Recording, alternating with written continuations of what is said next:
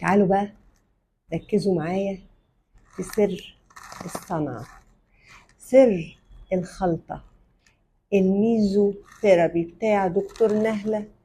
كمل لي الحقنة قد ايه، الجلسة قد ايه، يعني ايه اسباني، يعني ايه مصري، وايه انهي احسن له. السر ان انا بستخدم احسن حاجة. هدفي انه ان حد يقول الجلسة بتاعت دكتور نهلة معلش يعني غير اي حد. فما فيش شركة فيكي يا مصر الا لما اتعاملت معاها.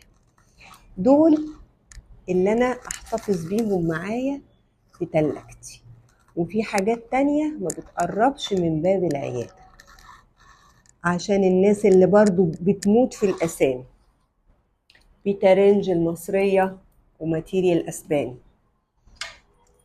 سولوفانتو شركة ميزوستاتيك او نانوستاتيك، كوريان برودكتس كنت دايما القطها من المؤتمرات، لوستر المعروفة، ديرماكلار حبيبة قلبي، كافي ماكس. كله السر في الصنعة.